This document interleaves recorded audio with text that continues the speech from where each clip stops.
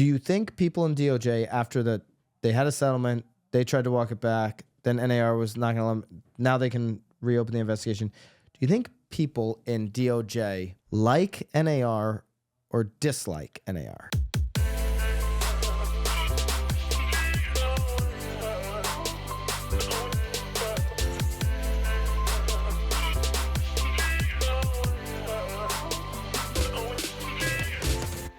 This is Byron Lazine and Nicole White, and you were tuned into episode 314 of The Real Word. Word is up.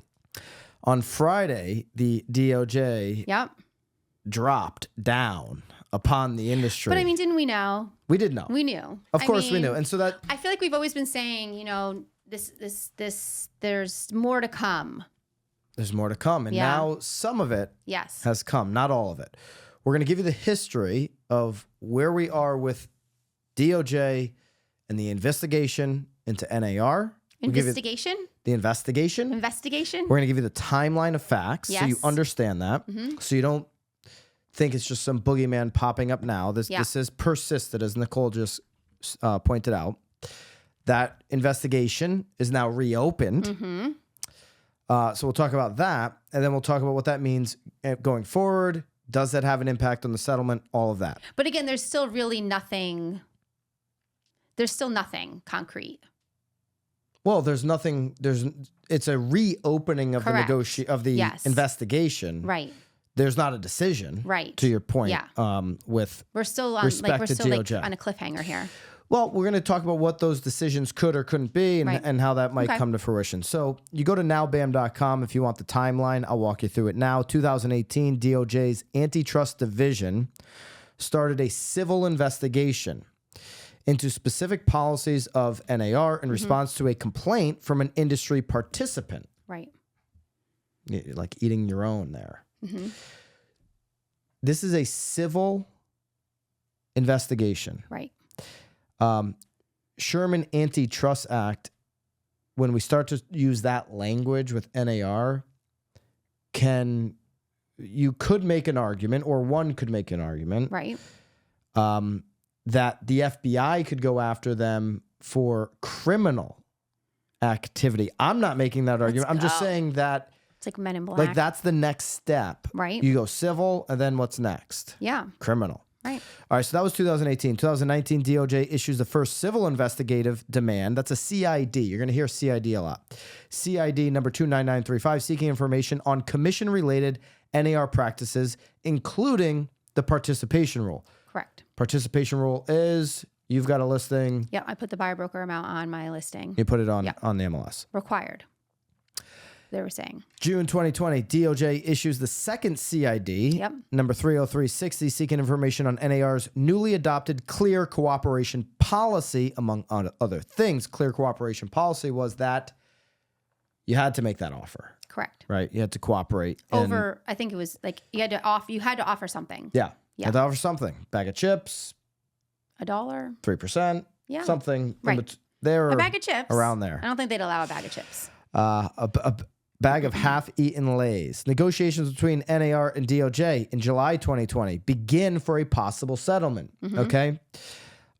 Keep in mind, July 2020, previous presidential administration, they start to negotiate. NAR, why do I say that?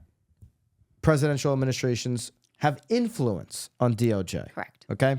NAR proposes that DOJ hold off an investigating participation rule for 10 years. DOJ refuses. November 2020, still previous presidential administration, DOJ and NAR reach a settlement, entering a proposed consent judgment that addresses several NAR policies, excluding the participation rule and clear co-op policy. DOJ sends a letter to NAR, closing the investigation into the participation rule and clear cooperation policy. The proposed consent judgment is filed in district court along with a complaint and stipulation in order. So, settlement reached. November 2020. July 21. New president administration. Right. Comes into D.C. DOJ withdraws the proposed consent judgment. After failed negotiation attempts, DOJ issues a new subpoena seeking information on participation rule, clear cooperation policy, and other policies. NAR petitions the district court to set aside COD number 30729, arguing it violates the settlement agreement. Back then, it was like, how can you back out of a settlement? You agreed to it. You signed the contract. Right. How can you back out? And so far after, like when it went from November to July. Yeah. Yeah, I mean, yeah. So months after, they back out of this settlement. Now, there has been now 3 years of, or more, right, of this presidential administration, just over 3 years, of really having a history of going after big. So big business, big whatever. See a recent Now BAM article where the U.S. government is suing Apple, okay, for antitrust. Also see how few M&As have happened, mergers and acquisitions. Big companies are being blocked on mergers and acquisitions over and over and over again. Now, I'm not saying that the other administration likes big tech and all this stuff. You can almost make an argument that both sides of the aisle don't like big for different reasons. One, probably for censorship. The other one, they think it actually helps the little guy. Okay, so there's arguments on both sides there. January 2023, district court grants NAR's petition stating CID number 30729 breaches the settlement agreement. Okay, we have an agreement here. We're going to grant this petition. Now, over a year later, April 5th, 2024, DOJ appeals the court's decision.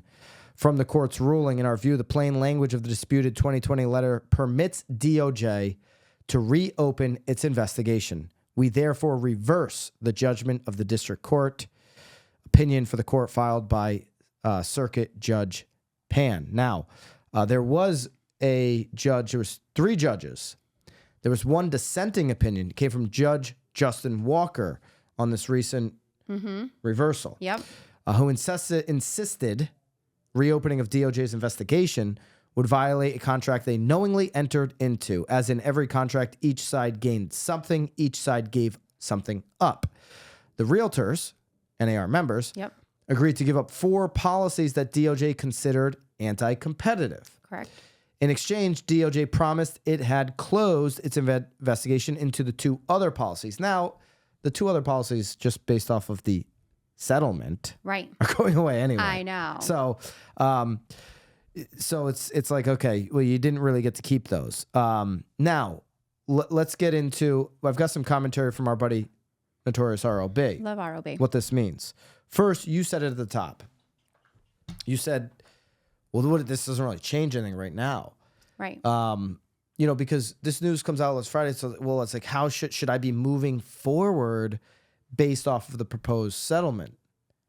Well, yeah, I mean, obviously, I still think you should be, 100%. There's nothing to change here. I think that where people are getting stuck the most is that everyone's talking as though all of this stuff is final and that this is what's going to be happening and this is when it's going to be happening and this is what our future looks like. Well, I'll push back a little bit on that, but go continue. No, and I still don't feel like it is. Yeah. Yeah. Well, what I would say, I agree. Yeah. So totally agree. You got to understand this is a proposed settlement, and now this is DOJ reopening an investigation. But I'm not can lead saying to that people different places. should. I mean, what they're asking you to do is not ludicrous. Like to talk about buyer broker, to say that it's negotiable, to have the conversation with. I mean, none of that. Like have those conversations. In all honesty, should have been happening already. Correct. I mean, and so now you take what you know about the settlement, and to your point, nothing's final. But we know they're not going to walk it back. No, of course not. And the proposed settlement between the plaintiffs and between NAR and others who have settled is what's baked in the cake there is going to move forward. Whether it happens in mid-July or there's a delay on that, you can argue that point. You should be, my opinion, acting on those practices now. Right. Okay. Notorious ROB in his Substack makes it pretty clear that that proposed settlement between 2 private parties, plaintiffs, NAR, other brokerages, is unimpacted by what DOJ does. If anything, DOJ would put some whipped cream, sprinkles, cherry on top. The sundae's prepared. Right. You like caramel? I love that you're thinking it's a sundae. You like I mean, I don't eat sundaes. Okay. But some people are like, you just ruined sundaes for me forever. I feel like maybe you did. I love a good sundae. You like a caramel? You like a hot fudge? No, I like a hot fudge. Or do you like the strawberries sauce? Nobody likes that. Well, that's not true. You do. Haley does. Yeah, people like the dip, the Dairy Queen dip. The strawberry, like. The dip. Like the sundae one, not the dip. Oh, wow. We've got a. I know there was a difference. Now she's very young, so maybe she'll grow out of that. She'll get to caramel or hot fudge at some point here. Don't like chocolate. Psychotic. That's a shame. All right, so they can add on. I don't think the cake is made. What are they going to put on top? Okay, Yeah. the sundae's made. What are they going to put on top? So, let's go now. We just went through the court decision. What all those CIDs mean. All of that type of stuff. So now what? Okay, and I'll go into this. I'm gonna actually read this from the Substack. This is ROB. This is a part of his Substack. Yep. He's done the research here. It's very interesting. All right, so what now? The plain result, assuming NAR does not wish to file a writ of... It sounds like they wouldn't file this because I can't pronounce it. And they haven't been smart enough to defend themselves. You've really been having a hard time today. Certiorari? Okay. I don't know. It's a very legal term. You could put it up, flash it, make me look like an idiot. So they'd have to file something with the Supreme Court, which may or may not be heard at all. So what he's saying there is, okay, you can file something with the Supreme Court to fight the reopening of this investigation. Yep. The Supreme Court may say, well, we can hear it in like 5. We don't care, we do care. Yeah. Maybe they don't care at all. Right. You just don't know what position the Supreme Court, by the way, a lot on their plate. A little bit. Dealing with some stuff. A little bit. Okay. Always dealing with some stuff. Maybe not that concerned about. Maybe not. But realtors. I mean, let's also keep in mind, I mean, this is like a hot topic right now. So it's like, does it? It's hot for us. Well, yeah. People are talking about it. People are talking about it. But the Supreme Court look at this and be like, are we changing lives here? Touche. But Okay. I'm just saying. All right. So there could be a little bit of pressure. here's what, if they move forward with the investigation, because, you know, if you just stonewall the investigation, you're going to be in trouble. You got to go through all the way up to the Supreme Court to see if you can get it reversed again. Yep. Is basically the argument there. But if they engage in the investigation, which I could argue right now, NAR doesn't have maybe a lot of leverage, or, you know, what percent of chances would you put on NAR getting this thing overturned again? At this point, I have zero faith. Right. I mean, it's very hard to be like, oh, that's where I'm going to put my money there. Yeah, no. So they move forward. This is what the DOJ will be asking for and will have the right to get. They want all the minutes of NAR's board meeting, NAR's board, and any committees related to MLS rules. Okay. But in addition, the DOJ wants all documents. This will include emails. Mm-hmm. This will include text messages. Mm-hmm. This will include social media posts. Mm-hmm. Social media posts related to it, requiring listing broker to make an offer of compensation to buyer brokers to list a home on MLS. Number 2, conditioning MLS membership or participation on offering or accepting compensation to and from other MLS participants. Mm-hmm. Number 3, prohibiting, restricting, or inhibiting display or publication to consumers, including potential home buyers, clients, or customers, of the compensation offered by listing brokers to cooperating brokers. Okay. Prohibiting buyer brokers from making the submission of an executed offer to purchase contingent on the listing broker's agreement to modify the offer of compensation, or using the terms of an offer to purchase to attempt to modify the listing broker's offer of compensation. Okay. So that's like... It's a lot. Coming into the negotiation there. Permitting... So those are from NAR board members? So, you know, DOJ would want any emails, texts, social media posts, documents, meeting minutes, pertaining to these items I'm reading. Pertaining realtors who represent their services as free without cost. I mean, that's got to be like so far in the rearview mirror, guys. I mean, they shouldn't have been doing that anyways. Encouraging or require MLS members, syndicators, purchasers, or users of MLS data or operators via DX sites. MLS and non-listing listings treat MLS and non-listed differently in any other way. Permitting listing brokers to make offers of compensation to other MLS participants that vary based on the identity of the cooperating broker. and regulating, inhibiting, restricting, prohibiting, or impeding the negotiation of offers of cooperative compensation between brokers. In addition, they asked about clear cooperation, submit all documents relating to all of that. Okay, so there's other things involved here. Those are the ones that he highlighted. There's others that they would be asking for that they will get in an investigation. So DOJ is going to have settlement, put it aside. I'd move forward based on what's in the proposed settlement. Plaintiffs have no incentive to take things off the table. Right. Nor will they. Right. They agreed to the settlement. They're not going to take things off the table. Yeah. So move forward with that information. DOJ, we don't know what's going to really happen here, but two of the things that they were going after have already been decided in the settlement. Correct. Clear cooperation. And it seems like that's all that they're really trying to go after here, too. It does. So, which is weird. NAR is going to have to answer these questions. It almost seems like, and ROB makes the point here, it almost seems like, okay, we want to put an exclamation point on that settlement, DOJ. So it can't ever come back? I don't know. They want to have, listen, do you think people in DOJ, after they had a settlement, they tried to walk it back, then NAR was not going to let them, now they can reopen the investigation. Do you think people in DOJ like NAR or dislike NAR? Well, I mean, it's clear that they don't like them. They don't like them. Right. They're so human. They they're want to competitive. salt the wound. They're salting the wound? They want to win, and they want to come out as... It sounds like maybe they're just pissed off that they didn't win the first time, and but that they want settlement... They want to also win. Right. They see a wounded duck. They want to take the final shot. Well, I think they're just pissed off that that NAR didn't bend for them, but they bent for this. In the proposed settlement, NAR exists as an entity. Yep.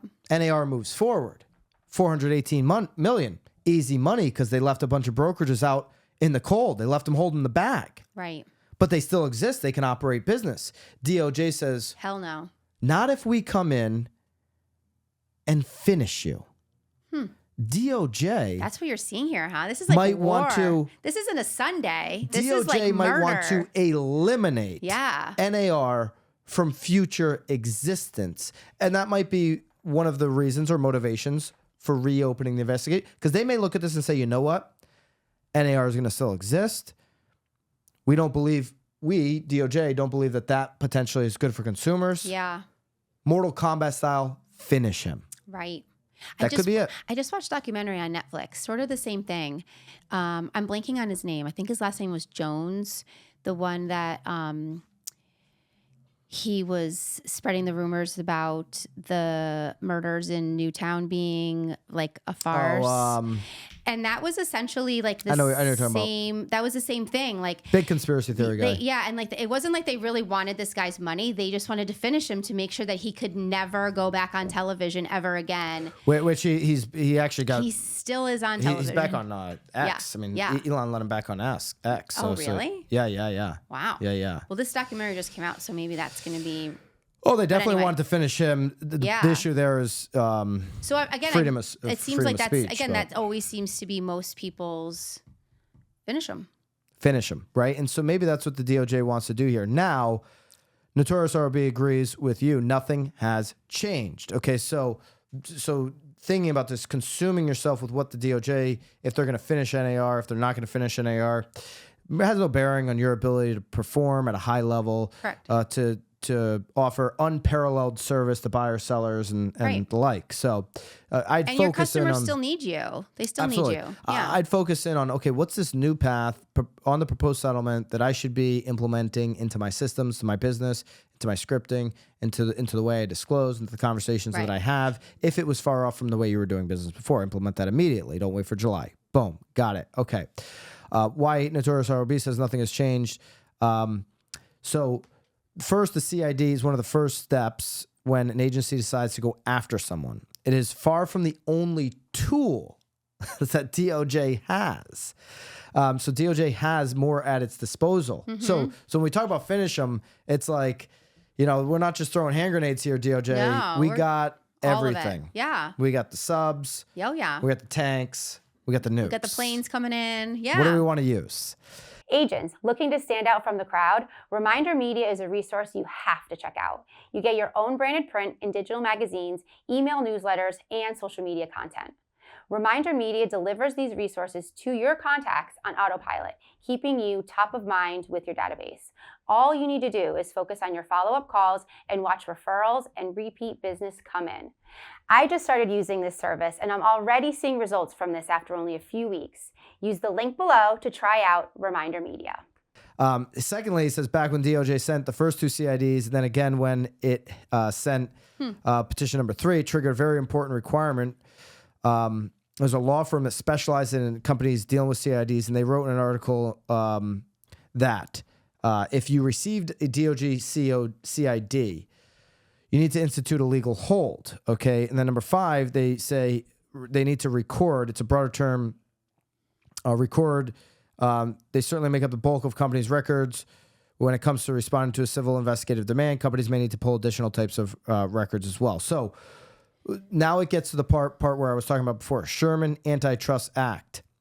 It's not a law that grants civil cause of action. It's a criminal statute. Right. So when we talk about how much leverage does NAR have left, will they have to adhere to this investigation and basically come up with a settlement with DOJ that is going to be whatever DOJ wants?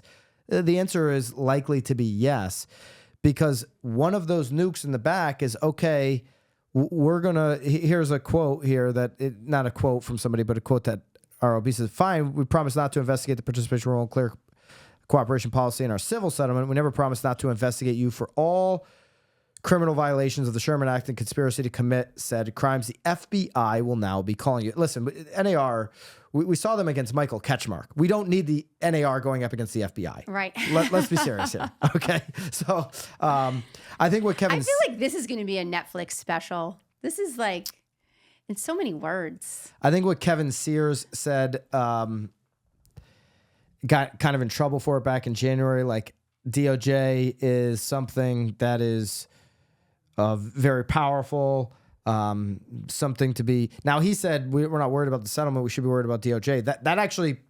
Now, when I think back on his comments, it's like, okay, should I be... I have a little bit of fear now? Should I be fearful? I mean, Kevin Sears, actually, who just sold his company up in Massachusetts, sold his brokerage. So really going all in on this position here as president of NAR. I'm wishing him well. I want to see him do all he can to obviously come out on top and see NAR make a comeback.